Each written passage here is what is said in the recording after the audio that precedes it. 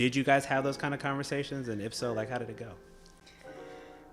Yes, yes, we did. And I laugh because, I mean, we're still having the conversations. Okay. But I mean, they have been very difficult conversations because she is white. And clearly, the parents that she grew up with, the family that she grew up with, they were not like overly accepting by any means, right? And so it was a really difficult identity crisis, I'd say, just when everyone's having their identity crisis, middle school going into high school. Correct. I remember it was a really big deal because I would just identify as Black. And my mom, that really, really upset her.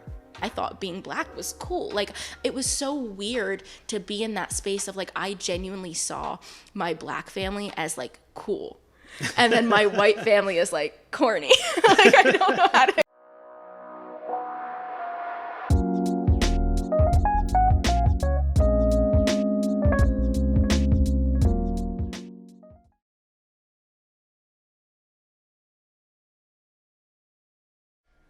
So actually, on the same line of thought with your, and kind of like holding with your grandparents, okay, and your family, because I think you can offer a unique perspective. I'm going to frame this question a little differently than I normally do. Yeah. So for those of us that have different parents from different ethnic backgrounds, Right. we have a different lived experience, right? I don't know what it's like for you. I'm going to ask you in a moment. For a lot of us, I'll use myself.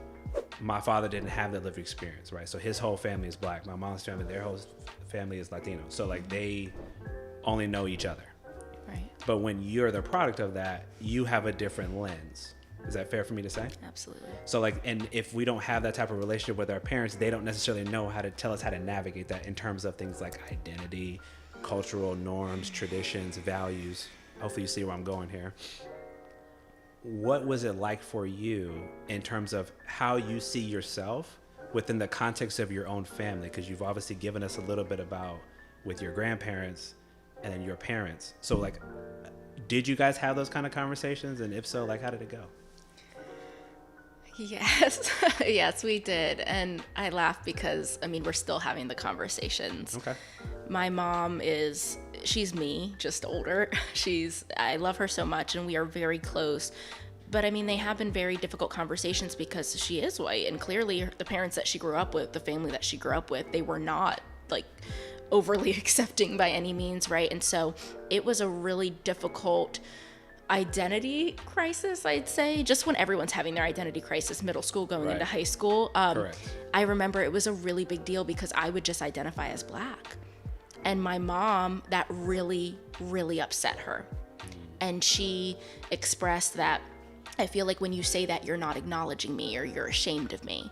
And I would say, I feel like if I say that I'm half white, it comes off like I don't want it to come off like, oh, I'm half white, you know? It just felt yucky. I don't even know a better word to describe. I didn't want to go through school being like, oh, I'm half white to try to fit in or to gain some type of leg, because I didn't see it like that. I thought being Black was cool. Like, it was so weird to be in that space of like, I genuinely saw my Black family as like cool. And then my white family is like corny. Like, I don't know how to so, and you grow up with like media and rap and all that kind of, and I was so much more into that lifestyle, right? But I did have to like switch gears, right? I was a cheerleader and there were times where I had to pull my white card out of my pocket, right? And use that as a leg up. Like, no, I am half white, you know, which feels gross. Like but I was trying to navigate this as a young kid in the world, right?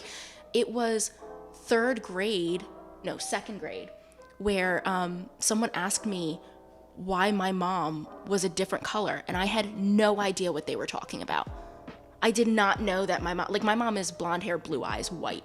I did not understand what they meant. Right. I didn't even know that I was Black. Right. Like, until we don't have any context for these things. Right. And so I just remember being like, what? And my mom couldn't do my hair, and my teacher in fourth grade called my mom in for a conference and gave her hair product and was like, you need to learn how to figure this out. Yeah, you can't send her into the world. So, I mean, I was navigating that. Yeah. They all got together just fine. I mean, my mom into my dad's family, they were very accepting of her. They were very close. My babane loved my mom. That was even, they were Black, but it was a largely Turkish family that was married in. So my babane, that means baba anne, father's mother in Turkish.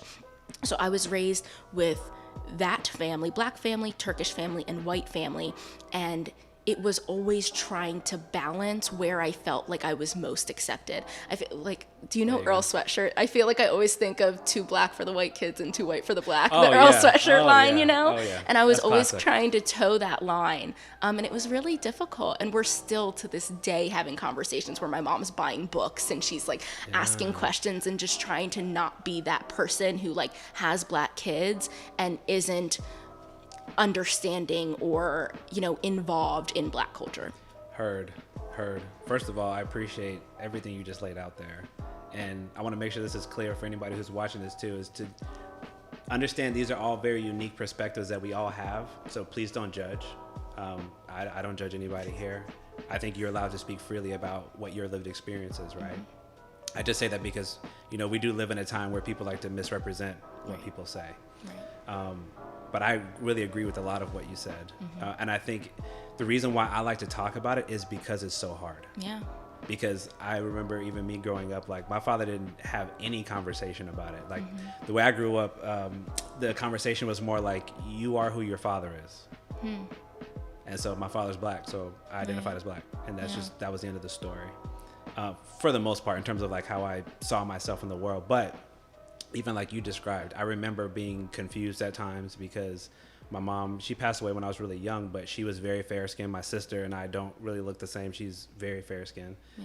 And I remember being confused at times because people might look and be like, oh, you, like people thought my sister was my mom sometimes, just because like it kind of matched more. My father's very dark skinned. So I remember having those conversations sometimes and like just genuinely being confused like you were describing. And then, but in terms of family, like nobody made me feel weird. Right. Everybody was very embracing in that regard, which was great. And again, my family's huge, so I didn't have any problems there. But just in terms of how you see yourself, and then more importantly, I have thought about how do people perceive you. Right. So, and I'm gonna try my best to not go off on too much on a tangent, but things like safety. So we know for a lot of men, a lot of black men in particular, they're being perceived as inherently threatening. So there's things that my father had me do, but he never really explained to me. So for example, like I have very long hair now. He never let me have long hair. Right. My hair was always very, very short. I was very clean cut, kind of like a preppy kid because I did go to school with a fair amount of white kids. And so we never had those discussions. But as I started to reflect back on it as I got older, I was like, I think he was trying to protect me by having me present in a way that's like, hey, this little brown kid is safe. He's not a bad kid. He's not a thug. He's not running the streets type deal. Because again, my dad, he cracked the whip hard. So I appreciate those aspects, but again, I wish we talked about it. Right. To your point about what we're talking about, because when you do have family that come from different cultural backgrounds, it is inherently confusing. Not because anybody's trying to make it confusing, it just is. You're trying to blend two aspects that don't 100% align, which I think is okay. Right. In my case, there was also a language barrier, so I had to navigate that too. But I just think it's important for us now that there's more children, my son included, who are the products of these types of relationships, that we need to be a little bit more open and really try to sit in whatever discomfort may come up and how people identify. So for example, when you said like, oh yeah, I kind of identify with my black side, I said my white side was corny. I would want, not that that's not your lived experience, like you're allowed to say that, right? It's your family. But I would hope that in the future, somebody can say, I have like 5 different communities that I'm a part of, right? And I might not equally identify with all of them. And I think that that's totally fine, right? You might lean more towards one than the other. But I holistically appreciate all aspects of me. Right. That's all I'm ever trying to get us to. Like my son's all mixed up. And him and I will have these conversations at a later time. But I want him to appreciate all of those aspects of the different cultures that are within him, learn a little bit about them, because I think it's important. But then you choose how you want to identify. You can choose how you want to present. I also want you to understand that other people may not see you in the way that you see yourself.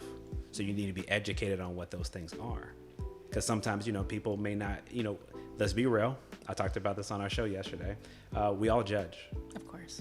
And I'm not saying it because it is the way that we inherently want to be, but there are good reasons why we judge too. It's not all that is bad. Yeah. Correct. But I do want us to be willing to go a little deeper than that surface, right? So you might present right now, and then I might have just been like, oh yeah, it's just a black woman. And you might say, no. Half my family is white. Don't get it twisted. Biracial. Right? Yeah. And I need to respect and I need to honor that. And try my best to not presume those things right off the bat just by looking at you. And I, as difficult as it is, and I fully appreciate this is very difficult to do, okay? But I do think we need to put in a little bit more of an effort to respect that. Because we do have people coming from all walks of life now who look all different types of ways. It's true. That fit in communities that we come from. And I think we need to be a little more accepting of that. But I would like to know what you think. Yeah. I mean, it really wasn't much of a conversation growing up. These were just like the thoughts in my head and the experience. I mean, my sister and I didn't even discuss these things. I knew that there was a problem with my family, but I didn't know. And when I say problem, I mean the separation from my grandparents. But I wasn't told about why that was until Right. I was old enough to understand the better. information, right? Interestingly enough, growing up, the separation in my family and the cultural differences had to do with religion. So my Turkish family that was married in they were Muslim, and my mother was Catholic and my father was Baptist.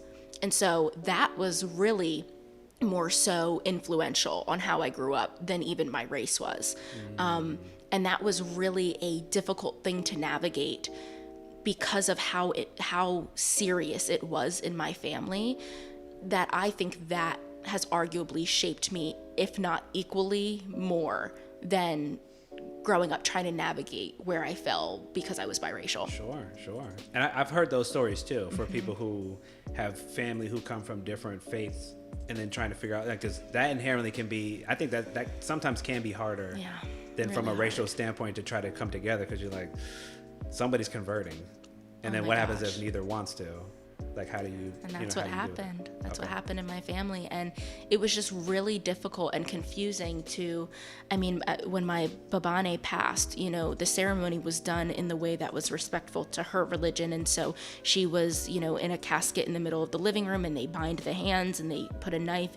It's a whole ceremony. And I just remember my dad took us into another separate room, and my sister was crying. I'm not much of a public crier. I'm a private crier. I love to Sure. cry, but not in public. Okay. And so she was crying, and he was comforting her, and my sister was just like, I'm so sorry, because that was his second mother that he'd lost, and she was saying, Dad, how are you? Is everything okay? And he said, well, now she's in hell. And to hear your father say that about his mother, whom it was one of the most painful, shocking experiences of my life, that this can be your mother, but because of religion, it was such a divide in our family. And it put something in me that, the question about how culture, shapes your life experiences. I mean, that moment right there, Yes, ma'am.